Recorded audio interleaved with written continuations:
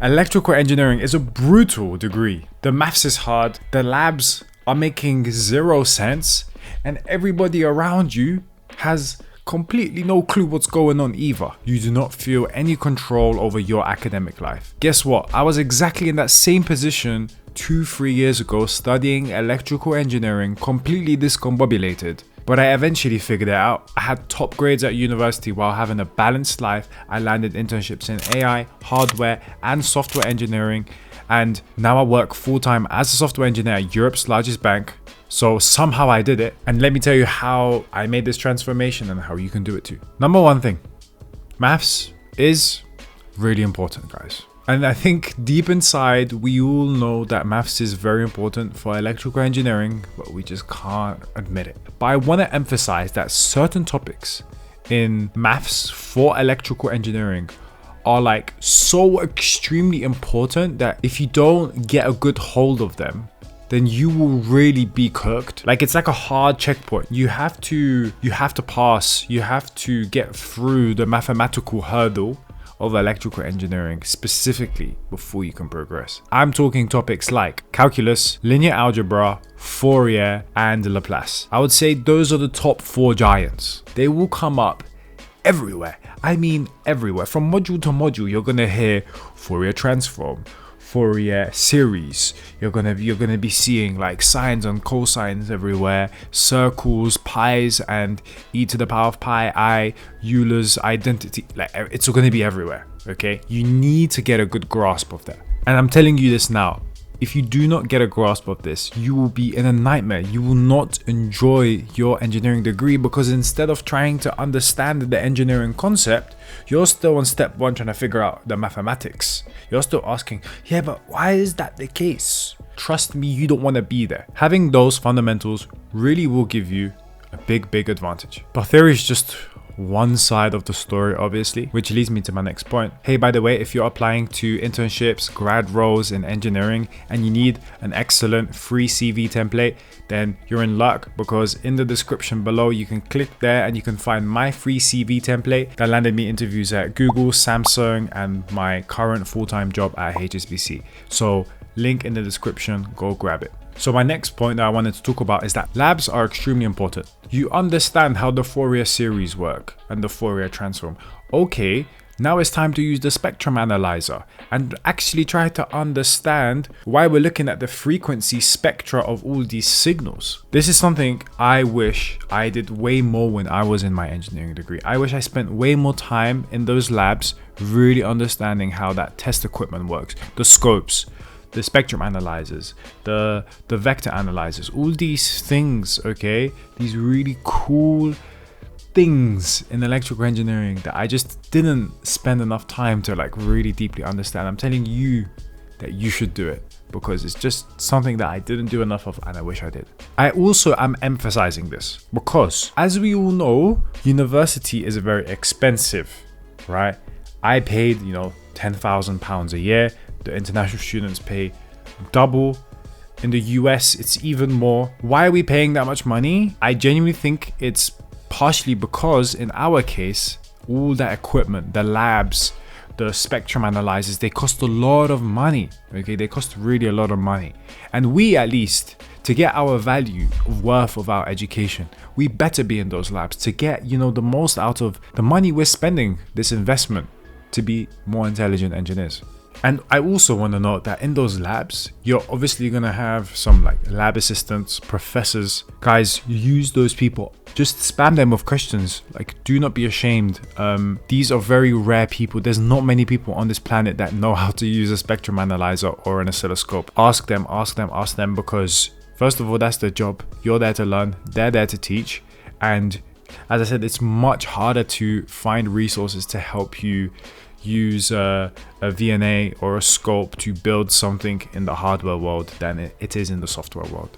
There's just way less YouTube, for example, content on how to use oscilloscopes. By the way, there are really good resources, but there's just less. And it's just the friction is so much harder. Like, where are you going to get a spectrum analyzer? Are you going to buy one? Yeah? Drop $20,000 or pounds so that you can have one in your room and then there's a fat machine just sitting there. Like, it's not realistic to own one yourself, right? This is why those labs are so important. Okay, cool. You figured out the maths. You're going to your labs. You're really enjoying your labs. You understand the theory. The next thing I really want you to note down is to explore electrical engineering properly outside your curriculum. Doing the maths is great. Going to your labs is amazing. Being locked in, fantastic. But there is no point of being locked in if you're not going into the right direction, okay? There is no point. It is not productive at all to be hustling about something that ultimately you don't want to do in X years' time. You want to be going in the right direction. So I want you to research. I want you to make a note of a bunch of fields adjacent to electrical engineering. It doesn't have to be electrical engineering, guys. By the way, your degree doesn't define you, okay? Let me tell you about 5 roles, for example, that really excite me. And, you know, they are related to electrical engineering, but not fully. First one is a tiny ML engineer. What is that? What's tiny ML? It's machine learning for embedded systems. It's building and putting these ML models into like tiny little devices, into like smart home, stuff like that. I think it's really, really cool. Quantum engineering. Quantum engineering is fantastic for electrical engineers that really like physics and are really good with that test equipment, with the lab equipment that I just spoke about previously, right? So check that out. If you really like going to your labs and looking at frequency spectra and you like quantum physics, then this is an amazing path that you should look at. Bioelectronic engineer, looking at how like electronics and biology come together, and maybe you could build circuits that are biologically inspired, or building prosthetics for the body which has electronics inside of it. This is all roles of a bioengineer. Fantastic. Like, this is also super, super cool. Digital signal processing, the world of software and algorithms and electrical engineering come into one world. A really, really cool field. I know a bunch of people from not only electrical engineering but maths and physics coming into this world. It's also a very, very interesting job and career and just thing. Next is like neuroengineering, specifically like the brain. Like, we obviously know that the brain sends electrochemical signals. Our knowledge of electrical engineering can be leveraged to design electronics, design software that interfaces with the brain, for example. And that's just so exciting, so cool. Oh my gosh. This is another one that I actually saw recently, and it's cybersecurity for the smart grid and like energy distribution.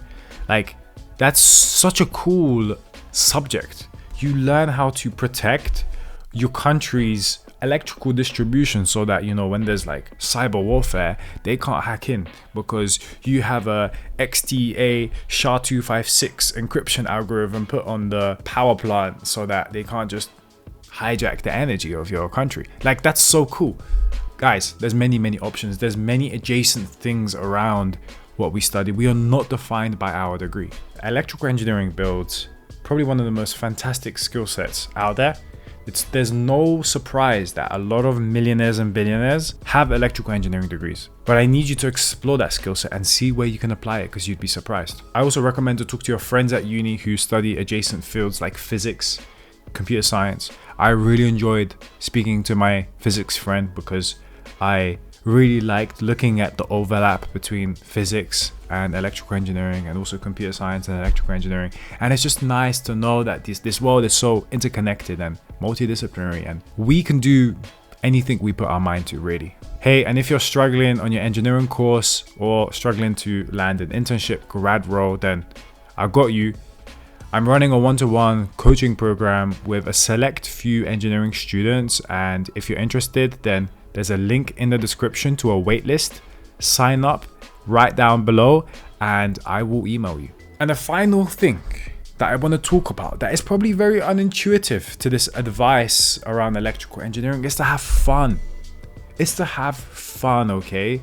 You are on a very beautiful, I'm romanticizing this, but an incredible journey, okay? You're on an incredible journey. You will look back on your time as a student and you're gonna be like, rah, this was so cool. Because that's exactly what I do now. So I'm telling you, this is exactly what's gonna happen to you in a few years. You might be like, why did I do this? Why did I pick engineering? But when you get onto the other side and you look back, you were like, this was worth doing. Me and my friends, sit down on the bench and we talk about uni all the time. We talk about the hardships, all the exams that we were like balancing this and that, and we laugh about it because we thought that uni was so hard and we had no time. But in hindsight, now I have a real job and now I really don't have much time. Like university, you have so much time, and I know that sounds so crazy, but you have so much time and you can have fun. And guys, the real world, the real job, the full-time job that you're chasing is not as fun. It's not fun. It's not that fun, okay? Like, study what you want to study. Okay, you get to pick the projects you want to pick. You can go to play football with your friends. You can go here, go there, go to a society, meet people, go to a party. You know what I'm saying? Like, it's also exciting and fun, and real life is just not like that. So while you're there, really enjoy it, because university is a bubble and a really fun one. Make everything fun. I genuinely think optimizing for fun is a great thing. You have a project at uni, for example, right? Make it yours. Personalize it. Give it some humor of yours, right? Just give your twang, your design, something internal from you. Have fun. Go to societies, go to competitions, go to hackathons. Lose, win, take pictures, document it, speak about it. Just enjoy that ride, enjoy that journey. And finally, just embrace that hardship. Talking about fun, I hope you enjoyed this video. And I've got another video where I speak about 2 crazy stories from my engineering degree and lessons and outcomes I took away, which I think would be super valuable to you. Here's the link to the video. Go check it out. That's everything from me. Have a lovely day. I'm Alex. Bye bye.